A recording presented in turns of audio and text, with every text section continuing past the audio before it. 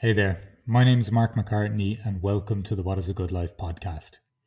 Over the last 3 years, I've interviewed over 250 people around this question, not to prescribe you with a universal answer, but to help you explore this question yourself. I'm hoping the guests' musings, curiosities, explorations, and processes will prompt your own inquiry into what this question means for you.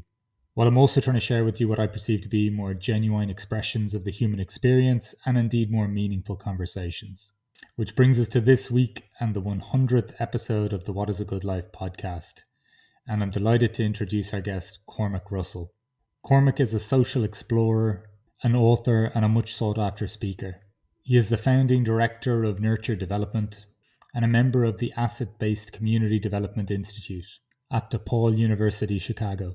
Over the past 25 years, Cormac's work has demonstrated an enduring impact in 35 countries around the world. He has trained communities, agencies, NGOs, and governments in ABCD and other community-based approaches in Africa, Asia, Australia, Oceania, Europe, and North America. His most recent books are The Connected Community, Discovering the Health, Wealth, and Power of Neighborhoods, which was co-authored with John McKnight, and Rekindling Democracy, a professional's guide to working in the citizen space.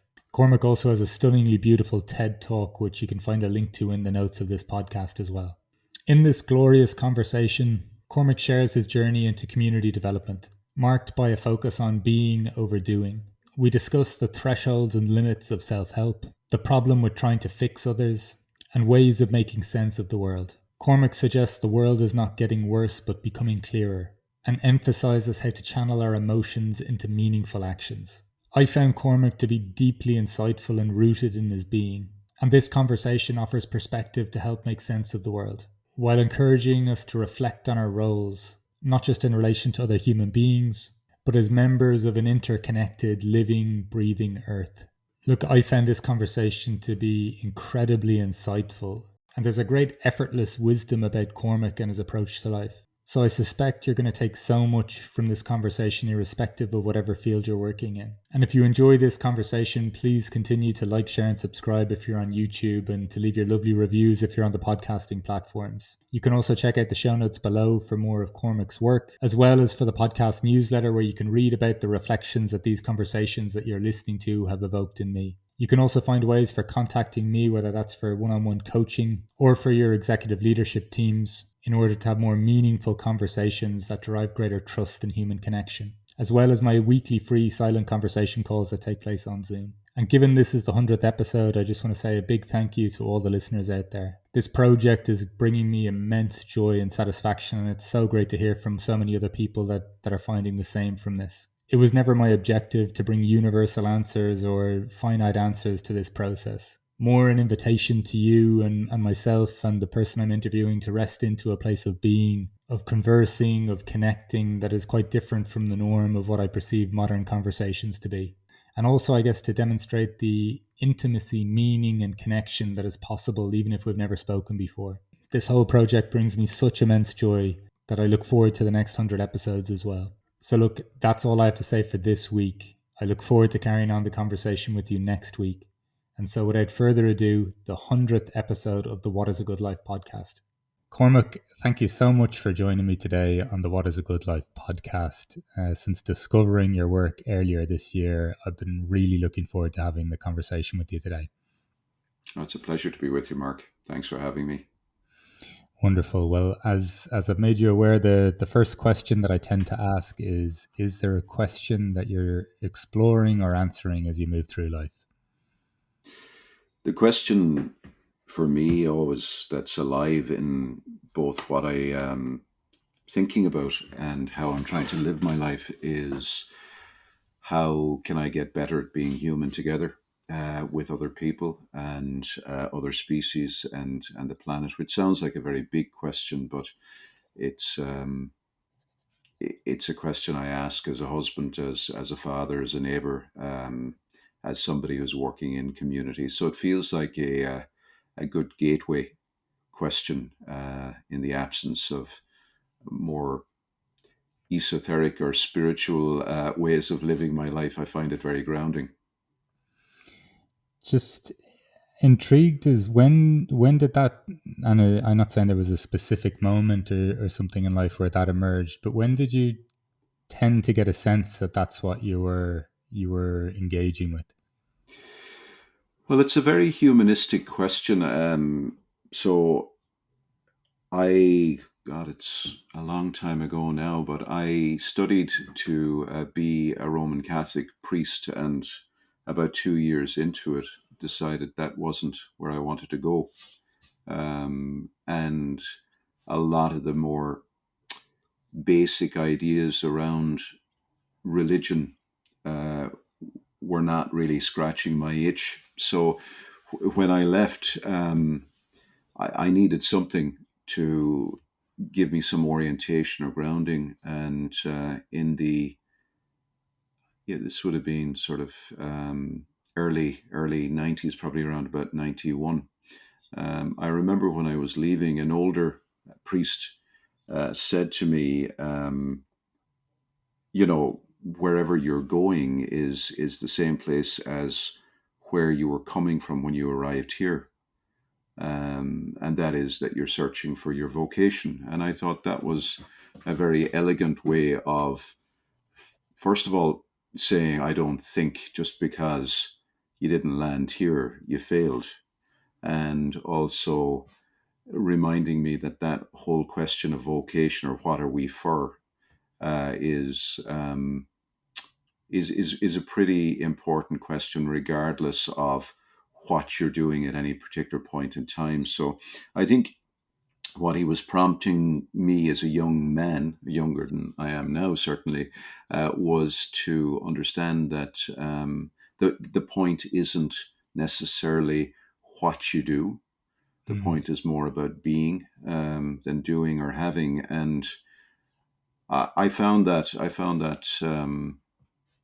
as I became more self-consciously aware of unhooking from some of these, I'm going to be a priest, or I'm going to be a social worker, I'm going to be a you know, unhooking from all of those kinds of identity markers into something that wasn't about a bearded man in the sky either, or other mythologies, then became about, well, what am I going to do? How am I going to be? So I think I would probably pinpoint there as a self-conscious moment in time, autobiographically, when I started thinking about that question.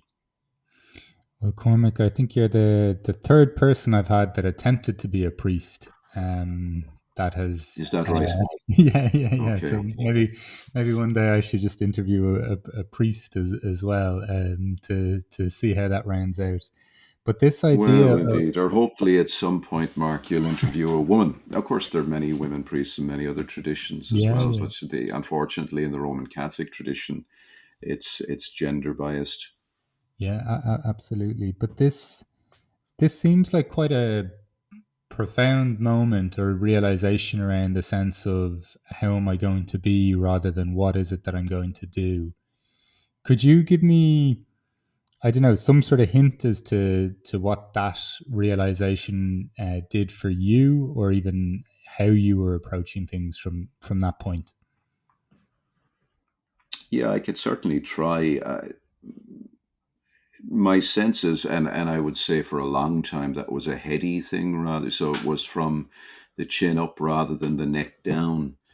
Um, so there's a kind of almost philosophical sense of, I need some clarity, and some intentionality in how I'm going to live my life. But certainly for me, anyway, at you know, in my early 20s, at that stage, um, that was a thought, I suppose, more so than a felt sense.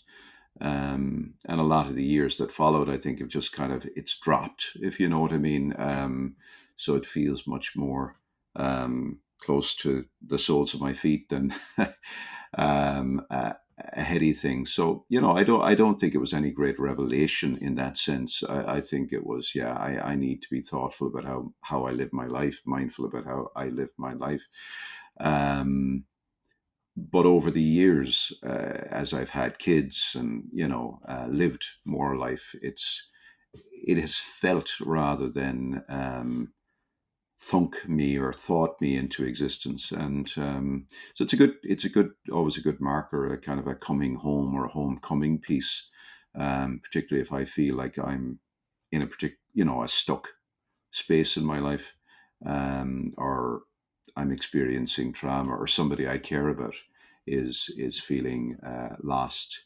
I always find even sharing that question with other people can bring new dynamics, new dimensions. So when you're, certainly in my experience in the 80s, this may be helpful, I think. And I was thinking, as a young teenager, so what am I going to do with my life? It's just not an uncommon thought to think. And it's Ireland of the early 80s. Certainly in my mind, I grew up in rural Ireland, in Limerick, in a little village called Patrickswell in Limerick. And, when you look around and you say, okay, well, who are the role models? So, what is it people like me do for a living? Or, I think by 16, I wasn't necessarily too gone on the idea of I will do something to earn a living. I think I was much more keen on, is there anybody who's really making a mark, who's Mm. making a difference? Now, to an extent, that would have been maybe quite ego based. So it was kind of like the 60, I want to change the world kind of thing. And my dad worked with Aer Lingus, and he was a good man, but I wasn't interested in what he did. And, I didn't know too many. Like, for example, I'd never met a social worker, just to, for instance, somebody who was trying to help other people. But I thought, I like people who are trying to help other people. And the idea of being a teacher, which was one option, I guess, didn't appeal. And I didn't know too many other helping professions. So I didn't know many people who were in the kind of the legal professions or the banking professions or any of that stuff, because we were essentially kind of a middle income family, and priests. Like, it was just so reductive and so simplistic, really, in my mind. I thought they try and help people, and they go and do really cool things in places outside of Ireland. And most of the kids I knew, including myself at that time, thought, well, we're going to be leaving Ireland anyway, so may as well go and do something cool. Celibacy never appealed, so I was always thinking, well, that could be a kind of a snag, but let's give it a try. So the Redemptorist order that I joined seemed less pretentious than other orders. I won't name any particularly because I don't want to save people's blushes, but it seemed like it was more oriented to doing genuine community work and social justice work. And it was almost a naivety of not knowing the array of other options. And I said, well, that's the only one I'm aware of. So I'll try to see if I could make a good life doing that. So I think that might have been another intercession point, or point of interface between what am I for, what am I going to do, how do I do it, and I think back at the kind of almost my 16-year-old self, and I guess just that life experience was quite limited, quite honestly, and so that was the moment, I think, when I decided that. But actually, what I was deciding was not to be a priest. Right. What I was deciding was something else, and I just stuck the tail on the donkey in the dark. And it took me a couple of years to figure out it was the wrong donkey, and I moved elsewhere. And I think Just I've been doing that all my life, by the way. I don't think that that's a new story, or, I left that behind. I'd never really had a plan. So it's much more searching than planning. yeah, I think that's such an important kind of distinction, even in some of the rush that a lot of us have to. to be able to say something to succinctly for what we do, or to be able to tell it in a logical order, or even just making sense of our lives versus, I don't know, being in the existence of our life and kind of making sense with what life is presenting us rather than us imposing something upon it. Yeah, I agree. For your sake, just really intrigued, because I've never actually. Well, my mother and father, both Irish, ended up in London for a time in the 70s and 80s. Just, and I had my own experience after 2008 of thinking kind of emigration, while it wasn't inevitable. Just, I've never asked this question even of my parents or other people in that scenario. What was that feeling like, just out of curiosity, if you can think back just to the inevitability of potentially leaving Ireland? Certainly, we grew up, my brother and I, being quite comfortable. Certainly, I did anyway. Quite comfortable with the idea of being oriented towards the world. So, Right. even though I grew up in the west of Ireland, I think because my father worked for Aer Lingus, and we used to have the benefit every so often of getting a complimentary flight. We knew a lot of people, particularly in the US, and a lot of folks who were new Americans, Irish Americans, would come and stay with us. So there was a lot of our extended family had travelled to the US, or had worked in London. So the story, the Irish diaspora story versus the, I'm rooted or fixed in a place, wasn't my story. My story is both. I'm rooted and fixed in a place. I feel very, very connected with my local community. Not nationalist in any way, but connected to Ireland. I like particularly the kind of the Celtic rooted sense of it, and also at the same time, I like the footloose, fancy free nature of my uncle who left Limerick and went to mine in Western Australia, and my aunt who went to nurse in Boston, and so on and so forth. So our family story wasn't an either or; it was a both and. And Ireland really was both a kind of a launching pad to the world, certainly for my kin, if you like. Yeah. And so it just seemed like a continuation story with layers of, poverty and unemployment and all the rest that comes with that. But it was a story that always seemed to me to have great examples of people landing well and finding their feet in other places. So it certainly never intimidated me or made me feel like, oh, we're being dispossessed or dislodged or anything like that. And I want to, not minimize that. For some, that was exactly how it felt, But for me, it was an adventure, and I like that idea. Yeah, that resonates a lot for sure. The You said something that I just thought was so simple, but as a teenager or whatever, when you're surveying the landscape of your community, but I don't know, it seemed that carried a bit of weight too. I like when you're looking around and surveying the community, you tended to like people who helped people. Mm, Um, just in some of the things that we value, and maybe even reinterpreting some of the things that I valued over the course of my lifetime. Just really curious as to how strongly you kind of felt that or gravitated towards that kind of notion, like not necessarily looking at what would earn the most or what would have the most acclaim or this kind of nature, like just the mm, simplicity of like, okay, these people seem to be making a mark or they seem to be doing mm, something of value. mm. But my memory of it is that it was defining and continues to be. Right. And I don't know where that came from necessarily. I don't attribute that to my parents, or I don't have a romantic kind of, at this moment such and such a mentor came, and it just And I should say I was adopted, so I spent the first 2 years of my life in an orphanage, and then was adopted by my adopted parents, Betty and Mike. So I was born in Dublin, and yeah, I think whether it was my nature or it was my autobiography.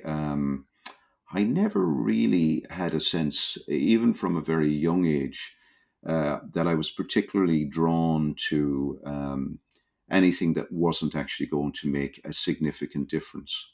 Now, when I was young, that was a sort of a there was elements of wanting to save the world and all of that kind of rescue orientation that I think certainly for me as a young man would have been strong.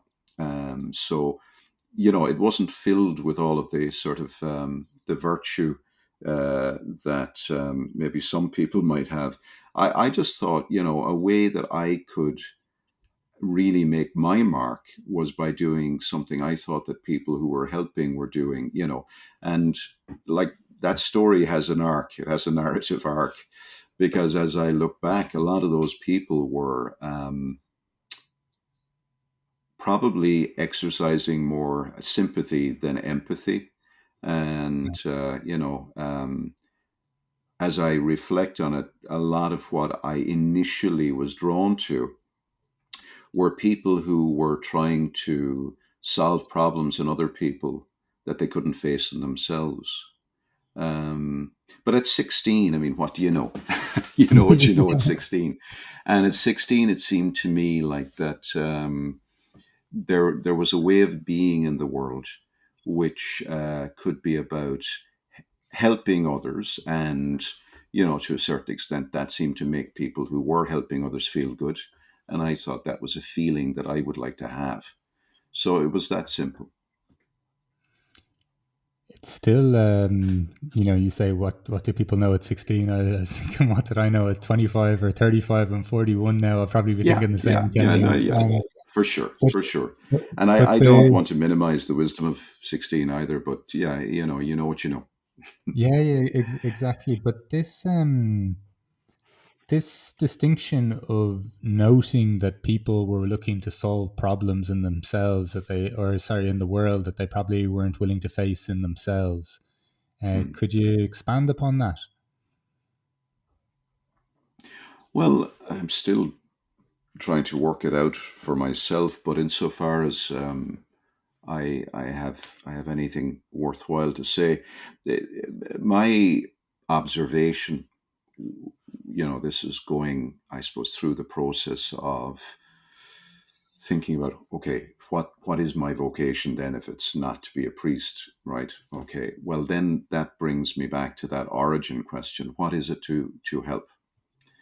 And certainly during my time in different institutional contexts, the priesthood, and then, subsequently the Irish Health Board, and then subsequently, training in philosophy and psychology and sociology. So in the academic world, and then with a lot of institutions around the world. So that's kind of a quick narrative arc of 30 years and 38 countries later.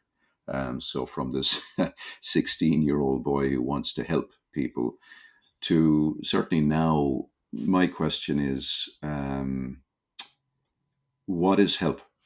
And when you situate it in, say, the context of an institution, as against a family, as against an association, a club, a group, a community, a social movement, how do these operating systems skew, sometimes advance, sometimes impede helping? I've seen a lot of help that was profoundly harmful. A lot of help that said one thing out of one side of its mouth and caused harm or hurt out of the other side. I've experienced that, as have many of the listeners. You haven't lived life unless you have, in a sense.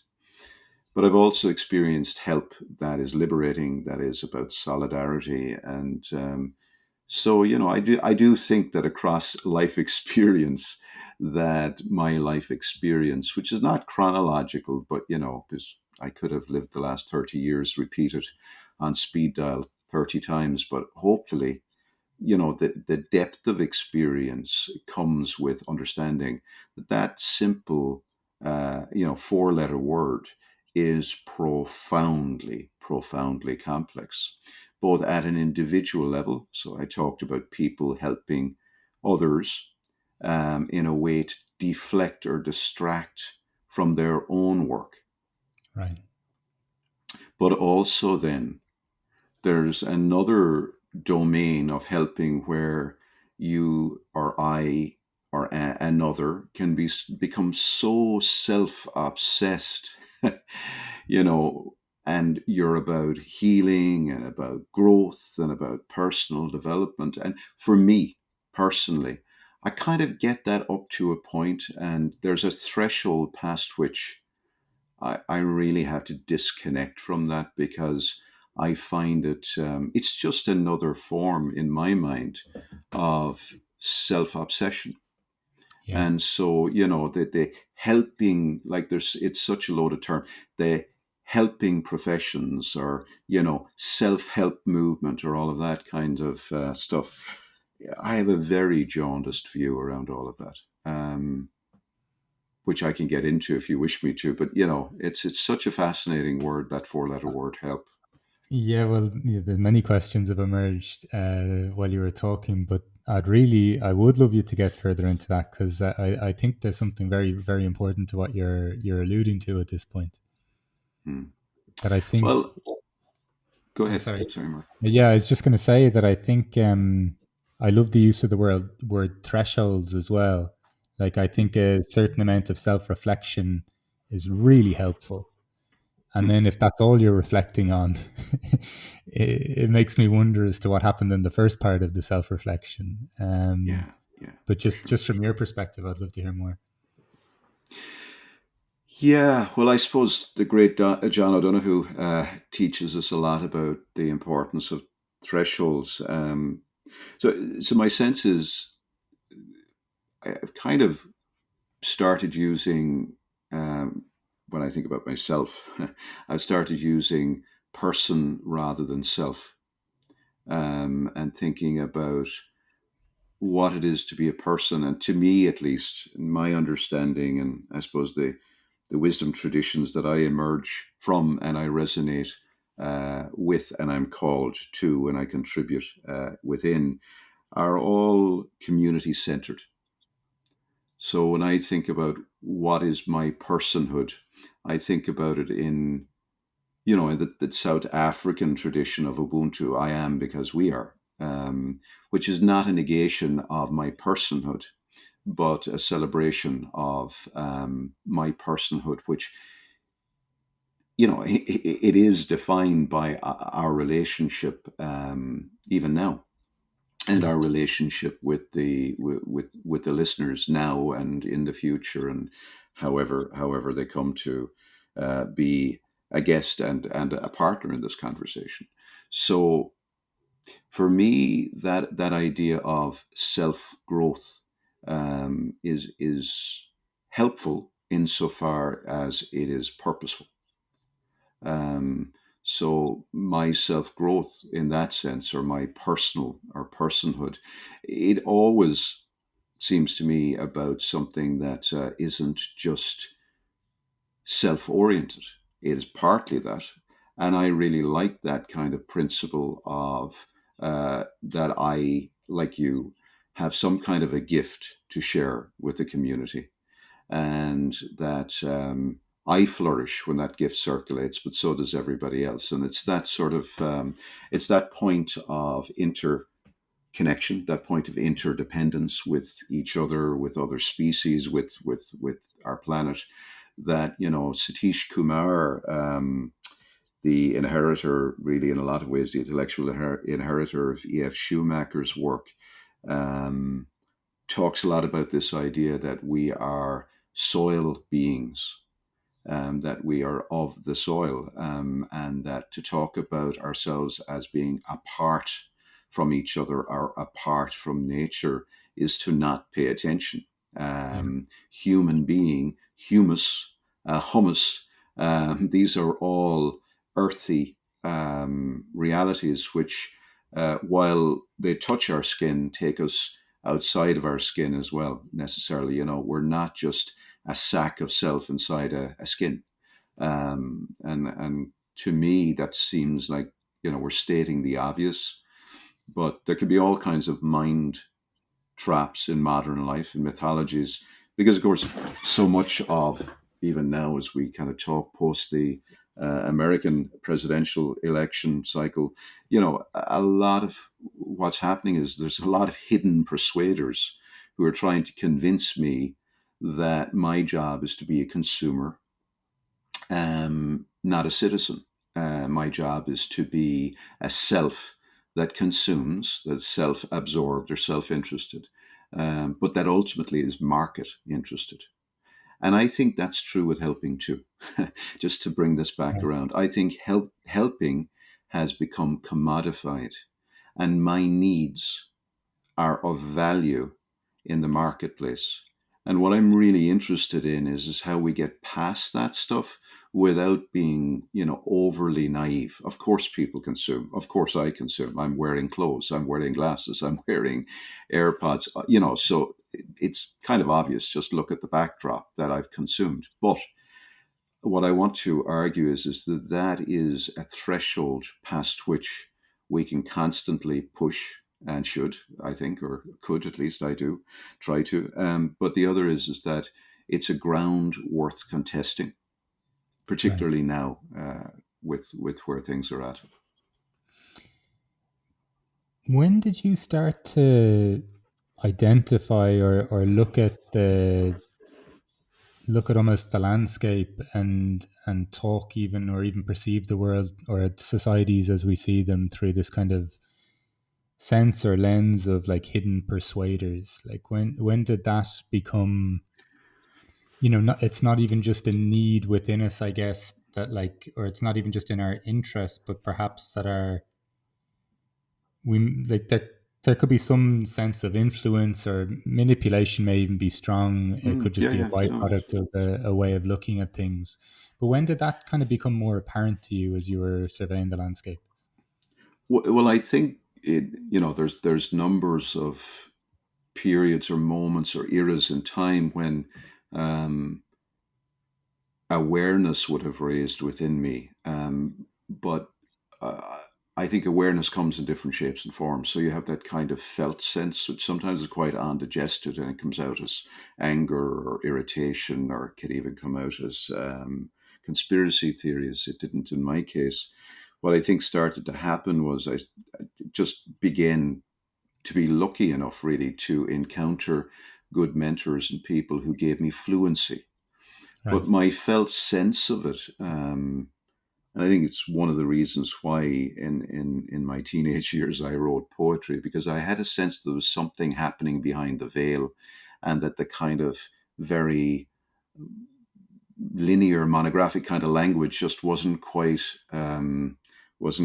touching in on what I thought was going on behind the scenes.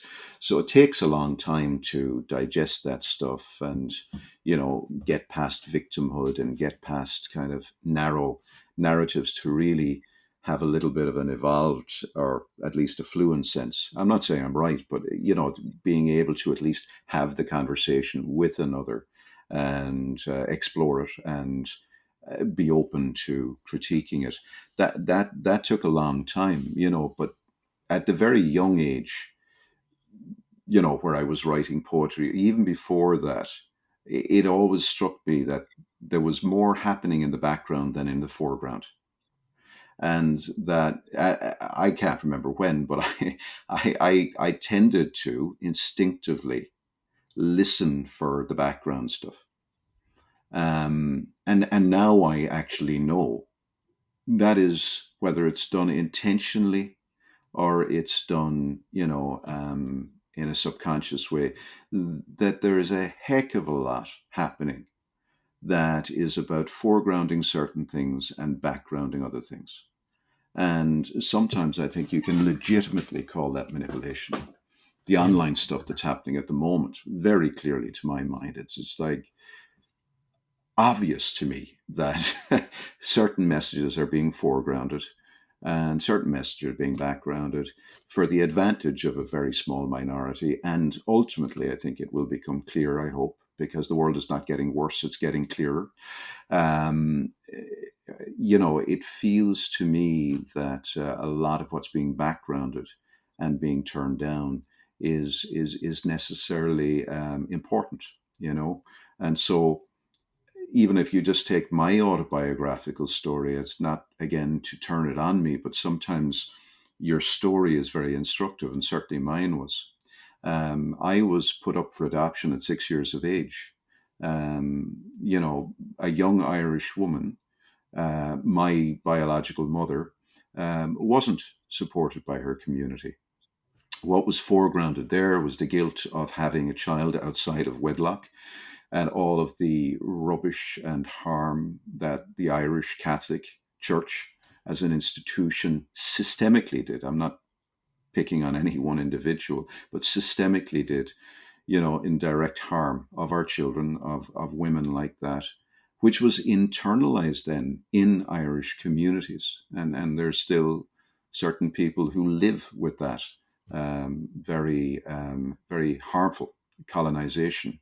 I mean, that was internalized in all kinds of other ways by institutions that were foregrounding their institution and their morality and ideology and backgrounding indigenous ways of knowing the humanity with all its fragility and frailty, and our need to care for people when they're in those situations, was really, really undermined in lots of places. And that's the other sad part of the Irish story, that many of our diaspora were actually driven out of their communities, because a lot of the impulse we would have had as community around care and forgiveness and extending thresholds of acceptance were narrowed in a lot of ways by some of the more formal Roman, let's call it what it is, Roman Yeah. Catholic Church, which of course is the language of empire and the language of Caesar.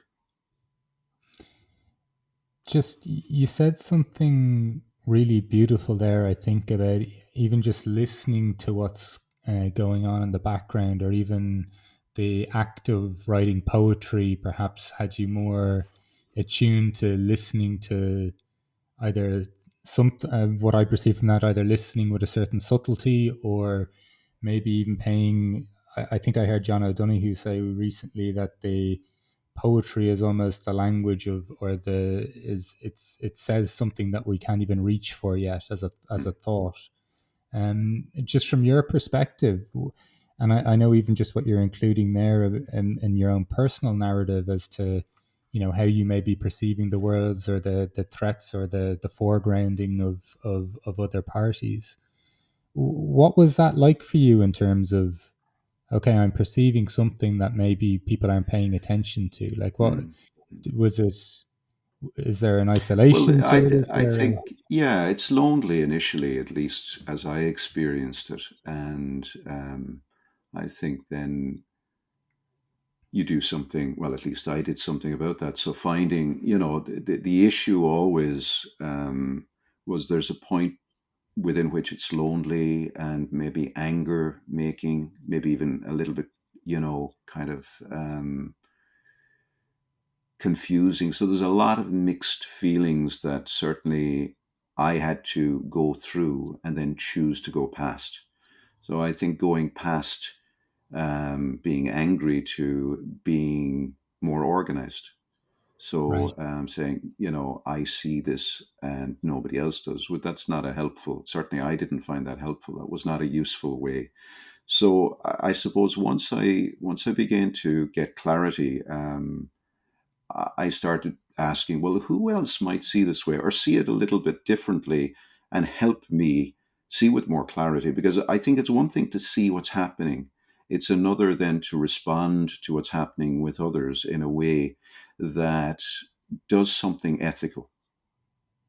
So rather than getting angry about how things are, it really is about accepting things as they are, but then organizing to co-create a world that hopefully is better, right? So the issue in my mind, well, for various reasons, was isn't it strange that we foreground, money and elitism and certain things, that these are foregrounded in our world?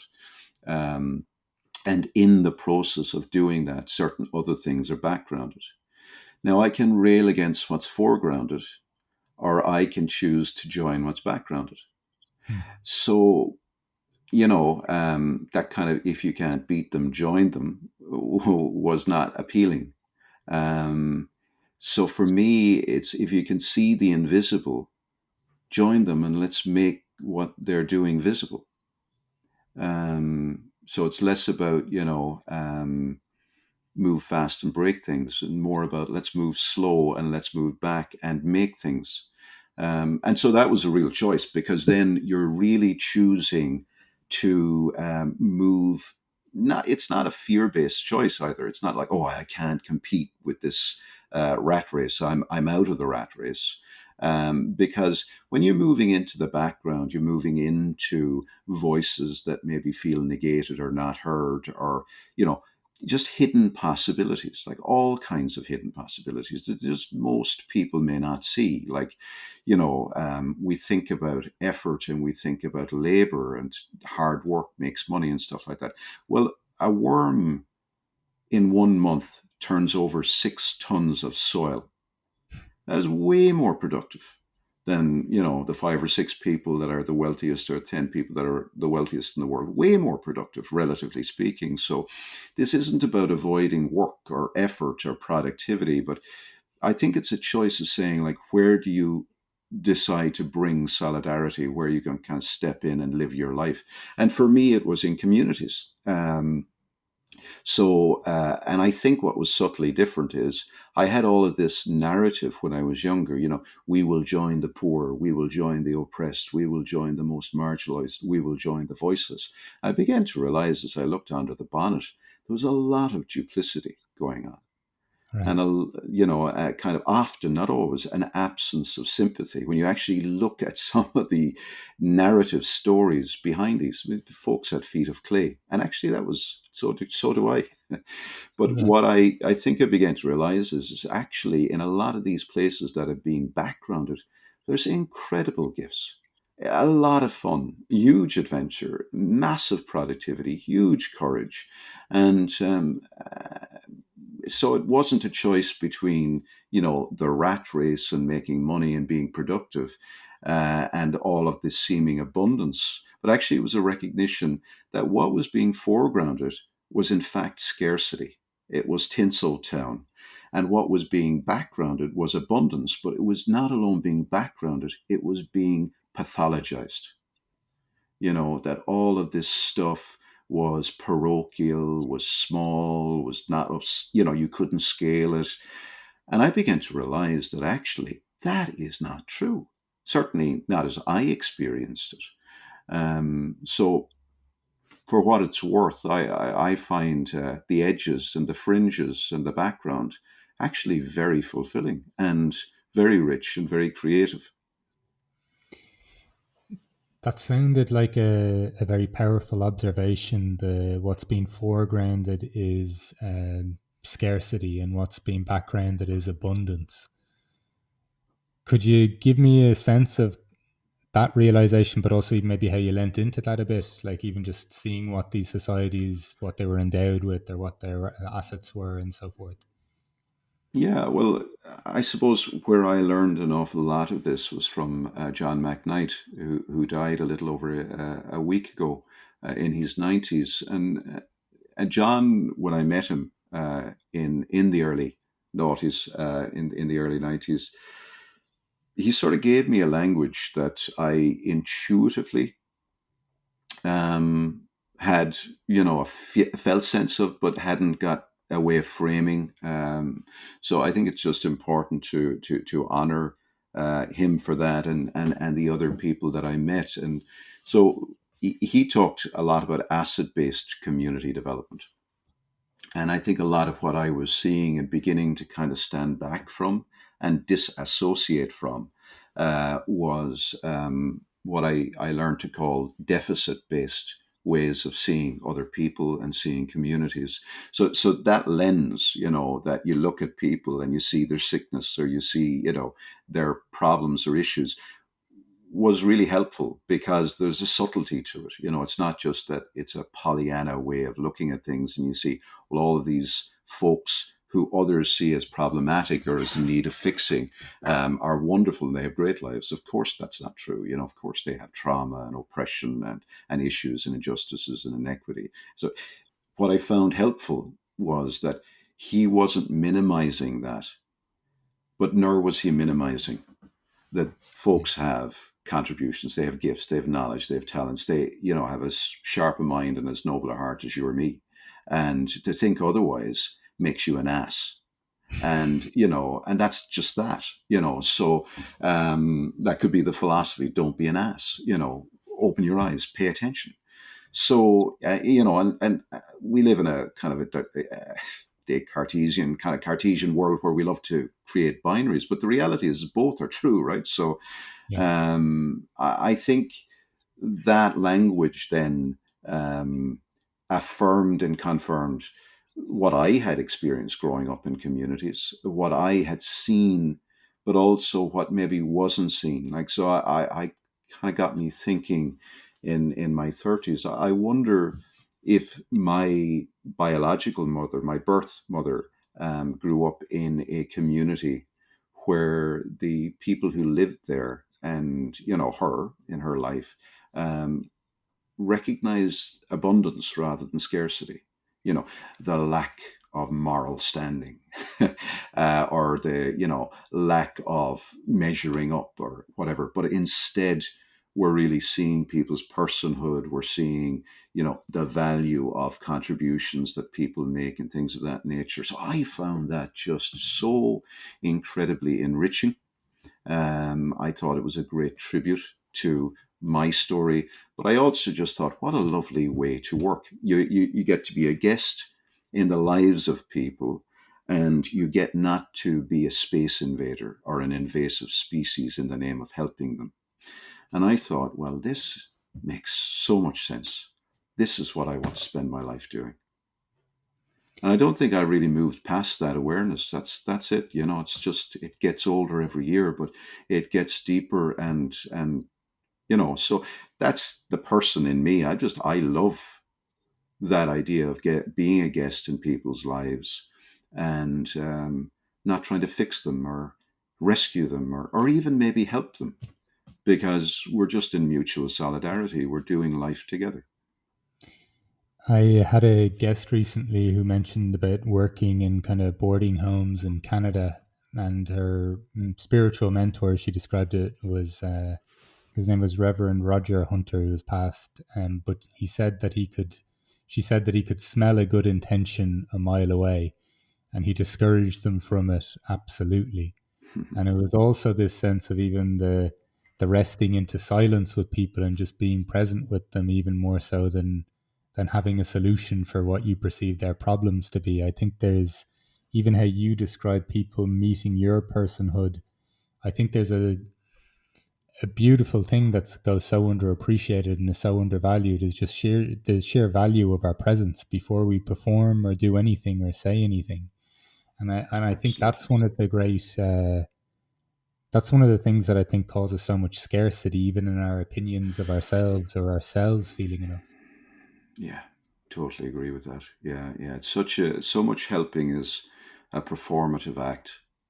Mm. Um, and I think, when we set down the lanyard and set down the technique and actually engage in this very deeply personal alongsidership with people, it is both the most frightening thing in the world to do, because it's an act of intimacy. That means they can see into me. And it's an act of incredible courage, because there's no trappings, tricks, techniques now. It's just, if you want to think about it, given that you've invoked a spiritual mentor, it's almost two souls. and I struggle to find other languages. But there's a stripping back there that's very, very important, I think. And it's very I get why it happens in such seldom ways, because I think it is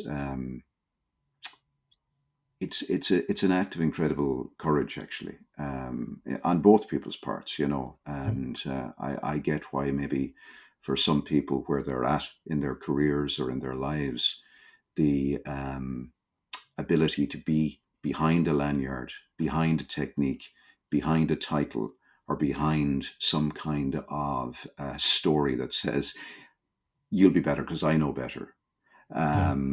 is going on. I think the challenge is that we start to ask ourselves as helpers why it's going on, and so that sounds like wise counsel that your recent interviewee got, and as you were sharing it, I was struck by the great wisdom of people like Ivan Illich, and I think his work is really important in this conversation because he's teaching both at the individual level of a helper and institutionally, is that all progress on the part of an institution is contingent on that institution understanding the limits or the watershed past which it ceases to be helpful and it Right. starts to be harmful. So I think one of the ways you can kind of get into why it's good to shed the trappings is, because you think, well, it's good to be in deep, quiet relationship with people. That's a good entry for some people. For other people, the entry is because they really genuinely fear doing harm. And they wake up to the realization that a helper and an institutional help is not benign. So this great institutional assumption that just because it's a hospital, it can only heal. And if it doesn't heal, well, then it's benign. It doesn't do any harm. Well, Right. it doesn't intend to do harm, but past a certain watershed, past a certain threshold, there's a whole degree, I think, past which institutions and professionals can overreach. And what they say they're doing in the name of helping is not alone non productive, but it becomes counterproductive. So it starts to do the very opposite of what's intended. Now, I think this is a massive, massive wake up call for some people, and it can be a powerful entry point into people thinking, what am I going to stop doing when I help? Because I now recognize it can actually create counterproductivity. And I think that's a great question for helpers to consider. How, just in your own experience, have you, like, is that something that you reflect on? I don't mean in some robotic process way Mm, of I must check in on this, but is that a, can you almost feel the threshold of that? Like, can you get a sense for yeah, it, or how do you come to terms yeah. with that? Even geospatially, I mean, if that makes sense, like, like where I'm standing in a room, Right. you know, so so for example, keynote addresses lately, I found myself, particularly if I'm speaking after a number of speakers and I'm sitting in the audience and I can feel the physical contradiction of words that say we should relocate authority, we should lead by stepping back.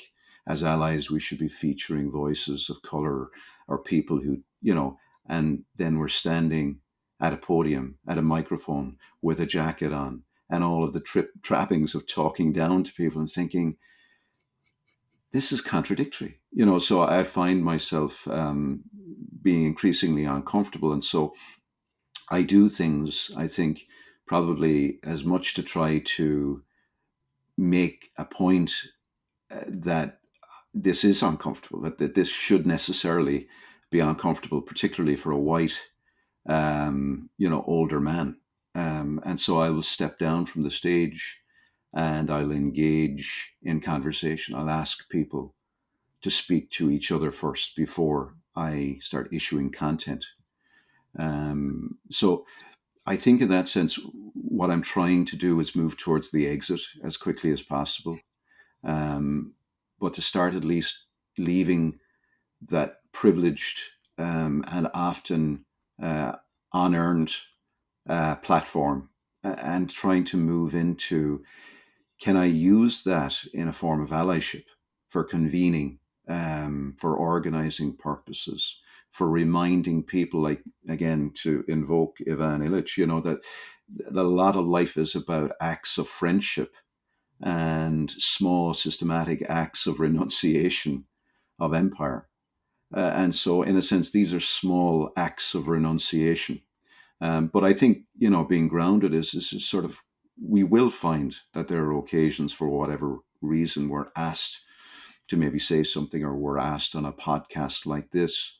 And it's like, what are those small acts of renunciation which foreground the capability of people whose gifts have been backgrounded, or have been completely negated or devalued or marginalized or sidelined, in a way that isn't about sympathy, but is about solidarity, isn't about charity, but about real empathy. And some of that is practice, actually. It is kind of like, it's the practice of saying, I'll choose to get off the stage and intentionally, before I issue content, ask people to discover each other Yeah. and make contact.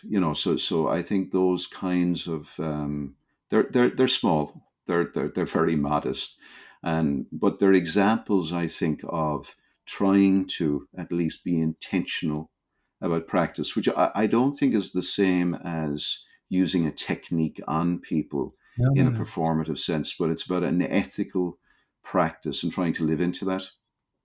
Um, yeah, yeah. But I think it's and I don't want to speak for your experience, but I think we can almost just trust our felt experience of life to know that perhaps when you do, if you did it the other way, it was because of how you felt in a moment, or Mm, a dissonance, or something that it even felt that something else was in need of expression. Like, I think in a lot of the trials and tribulations we may see in society, it's a bit like that fear of intimacy you brought up. When we do actually engage with it, it's not that I engage with intimacy to be virtuous now. It's just that that's where I feel a life, or that's where I feel alive. And, mm, you had this lovely expression earlier, the world isn't getting worse, it's getting clearer. But mm. this experience, I think, of the more you, maybe there's even silence, or there's more you're just observing life or listening for what's in the background, I think we become very clear as to just the interconnectedness of everything. So it's not even Agreed. as you said there earlier, the kind of thresholds in your own self development story or whatever, or a self help story. There becomes moments then of realizations of, oh, this just actually, I'm not doing this because I want to tell people about it. I'm doing this because this is actually where I feel alive and connected, or my Yeah, world feels yeah. much more abundant rather than Mm, scarce. mm. Absolutely. I totally agree. Of The course. expression that you use, the world is getting clearer, not worse.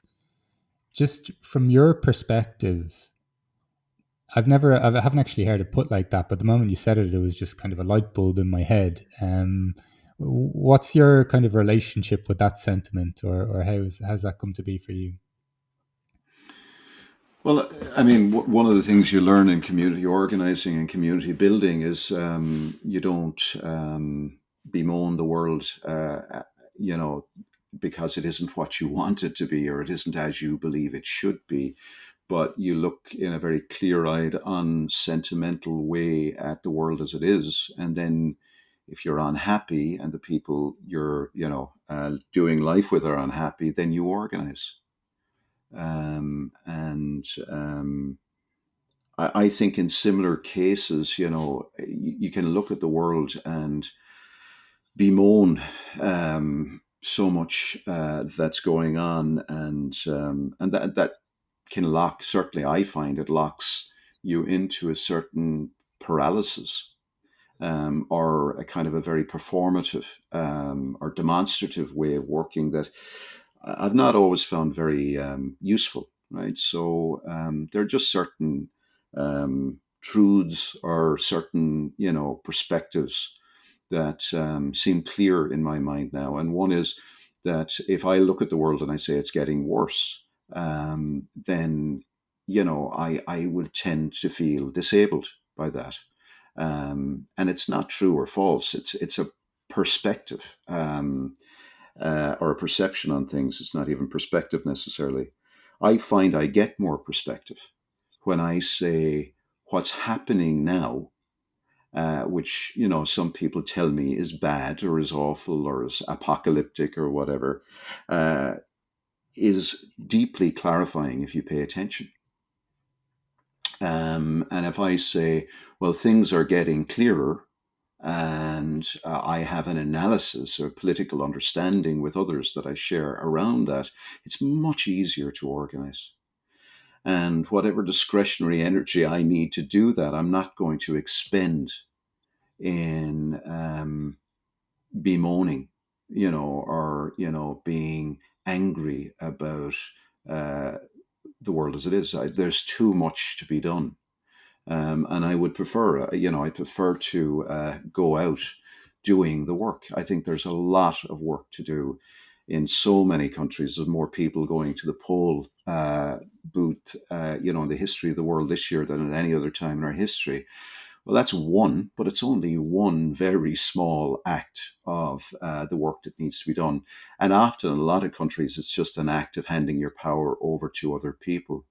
I've never believed in life that, I want to be sitting over kindling, waiting for somebody else to light my fire. I, I want to be clear-eyed about the future, and I want to build allyship with people that want to live into a future that's ethically co-created. And the world will be as it is. I mean, none of us are getting out alive. As our fellow countryman once said, Beckett, we're on Earth. There is no cure for that. So, we're all going to die anyway. So let's be clear-eyed and let's organize, and let's create something that isn't built out of fear. That is the other thing that really I have a lot of resistance to, fear. If I feel fear, I know that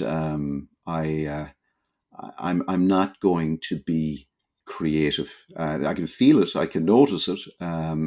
But if when I organize, when I build community with folks, we really try to be very attentive to, are we working out of fear? And it might sound a bit woolly or whatever, but I think it is a question we ask ourselves: are we working out of fear? Or are we working out of love? And we're gonna choose love for the Yeah. planet, love for certain core values or ethics. So I have no great fear for the future, but I would fear being in a situation where I'm working out of narratives like the world is going to end, or with all of these kind of apocalyptic narratives. I would fear being locked into them, but I don't fear them. Right. And that doesn't sound woolly to me at all. I think that's a profound question or thought for anyone to engage with, even if it's only just in their own life that their focus goes to with that question. Am I moving or acting from fear or love? Hmm. Cormac, Can just I just add one thing, Mark, just so that yeah. we don't lose it, because it's really key. So I think what I'm talking about to an extent is about citizenship. But I would Mm, say what I'm also talking about is bigger than individual citizenship. Um, and I think that citizenship is not the unit of change. That I would like to add a suggestion here in this conversation, that the unit of change is associational life and small bounded places, particularly. It's not the only unit of change, but I think if we take citizenship and we dislocate it and we talk about it as something that is a unit of change, separate from land, separate from place, then we're really missing an opportunity to talk about that interdependence that you mentioned quite rightly. So Hannah Arendt, the great German American philosopher, uh, would sort of make this point, I think, in more pointed terms of saying that, ultimately, if the body politic doesn't have a brain, it goes off its head. Which is to say, we need not just forums. So this isn't just about citizens' juries or forums around Repeal the Eight. They're all very important. But if they become abstracted or single issue, and they're not rooted in place in the biosphere, in interdependence, my fear is we become so human centric that we actually forget that soil being peace. So I think associational life, not just with each other, but with the other 10 million species and the planet itself, is really, really key. And while citizenship's important, I kind of think that associational life is a more useful, in my experience, but also in my work and in my intellectual work. Associational life is the grounding through which we actually get beyond just a civic act and we get into something much more existential in how we are in the world and how we be in the world and become. That's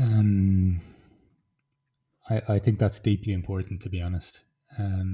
There's a deadening that we can apply to so many different aspects of this life, and we can just even label something, even if we just go for label something as a tree. There's so many different things I think in which we neglect to see the living, vibrant aspect of so many things, and just how deeply important and forgotten that a lot of these interconnections are, and almost to the like with a hint of psychosis to it, in the sense of, we need oxygen to breathe and we pump the oceans with plastic and we cut down trees.